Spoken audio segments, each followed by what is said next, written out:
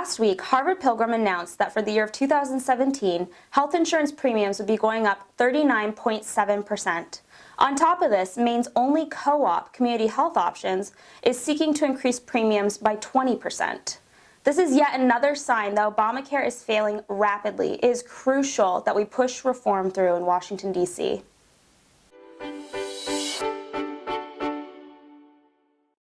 House Speaker Sarah Gideon is actively negotiating with Senate President Thibodeau and House Republican Leader Fredette, while Senate Minority Leader Troy Jackson and liberal special interest groups are undermining their efforts every chance they get and pushing for government shutdown. All eyes will be on Augusta in the coming weeks. We must protect Maine's economy and improve our schools. This past week, the Senate approved the restoration of the tip credit. This is a huge win for Maine service industry workers and a massive loss for the Maine People's Alliance. President Trump and VA Secretary Shulkin have announced that the department will be implementing a brand new state-of-the-art system which will modernize the way the VA stores, accesses, and handles our veterans' medical information. So, moving forward, the Department of Defense and the VA will be on the same system. I'm very proud to say that we are finally taking steps to solve this situation once and for all.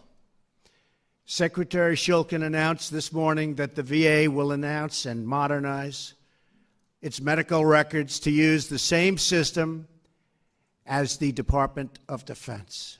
How does this connect back to Maine?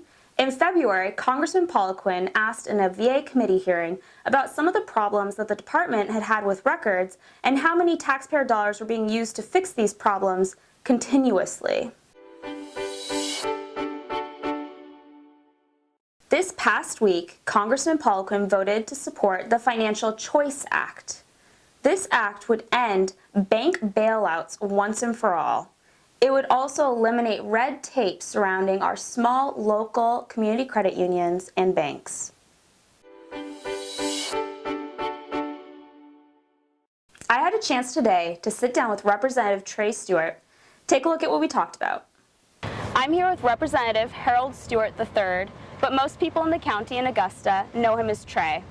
Representative, you're the youngest member of the Maine legislature. Can you tell me about your experiences being the youngest member?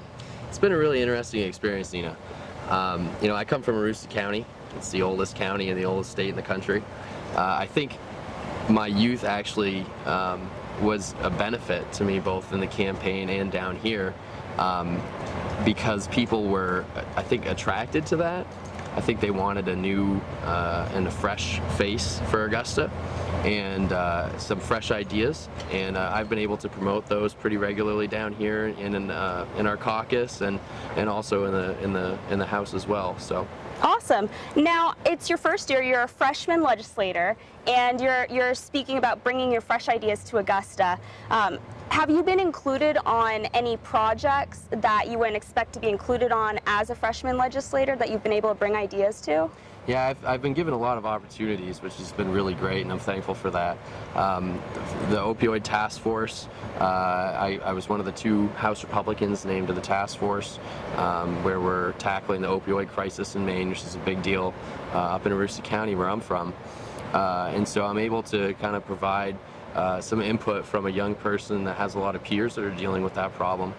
And additionally, I'm on the Education and Cultural Affairs Committee.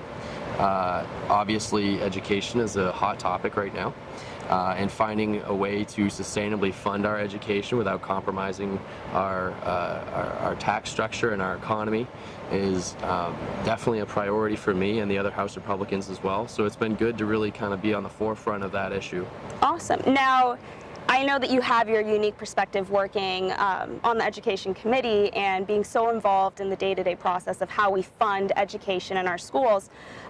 This, we all know, is huge with the budget right now, and budget negotiations are ongoing. How do you feel where do you feel Republicans are in the budget? Do you feel like we're in a good place? Do you feel like negotiations are going well? What's your view on where Republicans are with the budget? I think our position is very strong. I think Republicans in general in Augusta are pretty united behind the repealing of the 3% surtax that was approved in the citizens referendum by a very narrow margin in the fall.